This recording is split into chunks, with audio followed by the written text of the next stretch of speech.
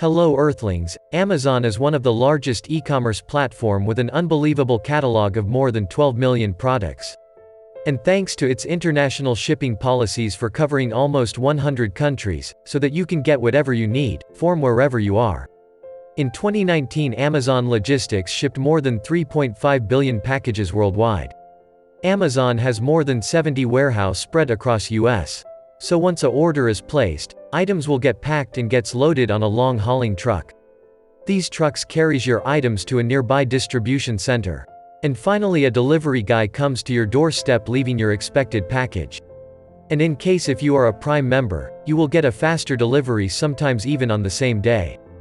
But what if you are not a loser like these people, and instead of admiring one sunset, you enjoy 16 sunsets a day? In today's episode of Keep Wondering, we will look into how shipping to International Space Station work. ISS is quite possibly one of the most expensive item human has ever built. So far we have spent $160 billion for this station. It is a joint project between Russian Roscosmos Agency, Japan's JAXA, Europe's ESA, Canada's CSA and NASA. The living and working space in the station is larger than a 6-bedroom house, and has 6 sleeping quarters, 2 bathrooms, a gym, and a 360-degree view bay window. And is basically put up into the Russian segment and the US segment, with these two countries more or less taking responsibility for managing and supplying their side. Normally there are only a maximum of 6 crew members on board at any given time. Back on Earth though, there are thousands of people working to support the activities of those 6. ISS has been continuously occupied since November 2, 2000. Meaning humanity has had a permanent presence in space. And now the whole mission is basically a big logistics problem involving people, food, water supplies and experiments up and down from the station, in a consistent, safe and cost-effective way. Space Station is equipped with water recycler and oxygen generator. But with current technologies we are unable to grow food in space at a required quantity. That means there has to be consistent shipments from Earth to the station. About half of the food are supplied by the Russians, other half by the Americans, but there are few constraints. Like, food should be shelf stable and should last for at least 2 years, it should be light in weight and easy to prepare. Within those parameters, Russians use a system of canned food and Americans use system of flexible pouches which have the advantage of being lighter.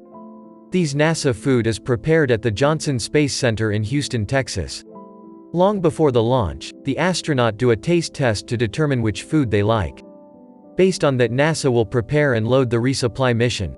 There is no special sourcing, although they do inspect the ingredients carefully after buying to be extra sure that they are safe.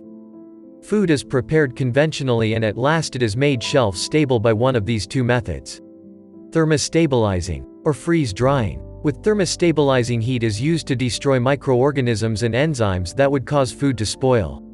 With freeze drying, the food is frozen and then almost all moisture is removed. With this technique there is nearly no water left in the food, which in turn reduce the weight. During the Space Shuttle era it used to cost NASA $54,500 to send 1 kilogram of payload to space. SpaceX can ship the same payload for just $2,720, thanks to its reusable Falcon 9 rockets. This is why so much focus is put on minimizing weight.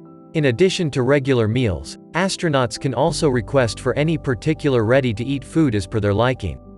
Like, any chocolate, honey or nuts. The ground team will go out and buy some of those as a sample, perform some test in lab to figure whether it is flight compatible or not. Once all food is produced and packed, it will be transported to one of these 4 launch sites: Mid-Atlantic Regional Spaceport in Virginia, Cape Canaveral, Florida, Baikonur Cosmodrome, Kazakhstan, or to Nagashima Space Center in Japan. Each of these launch sites comes with its own restrictions, like Nagashima Space Center in Japan can only be used for launch at certain times of year, since during fishing season there will be large number of boats offshore which might get hit, in case if rocket explode. Once a Soyuz landing in Kazakhstan was rescheduled, as there was a summit nearby which for security reasons imposed airspace restrictions. Also, weather and sun's relative position to ISS plays an important role while launching these resupply mission. In times like these, it's quite important that astronauts have plenty of backup food, water and supplies. For this purpose NASA keep a sample of each batch they make on Earth, packaged and stored in the exact same conditions as on the ISS, so they can test if food is still safe and fit for consumption. Assuming launch doesn't face any issues, then it will typically take 2 to 3 days to get to the space station and complete docking. Over the next few months, astronauts will go through their food, one container at a time, scanning a barcode each time they open a package, letting mission control know the details of their supplies, so that future mission can be planned accordingly. The point of putting so much effort into food is for the psychological well-being of the astronauts. With long working hours, bottled up in a small space for up to a year, the mental stress of the job is enormous, so any effort can help reduce that. Is effort worth doing? Astronauts also have a large projector screen for movie night.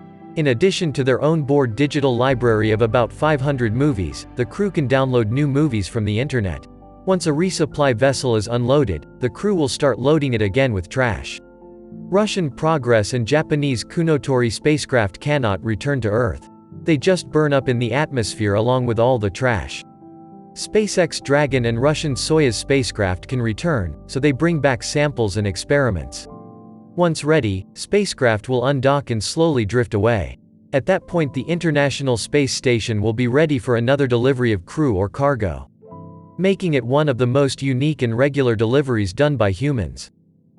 If you enjoy topics like these, be sure to subscribe to our channel and ring the bell to get notified about our latest videos. And as always, keep wondering.